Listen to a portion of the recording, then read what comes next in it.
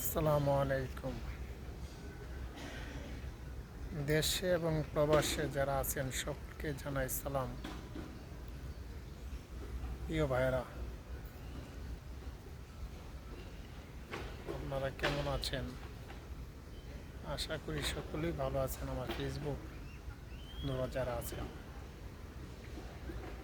আমি সৌদি আরব জেদ্দা এয়ারপোর্টে এসেছি।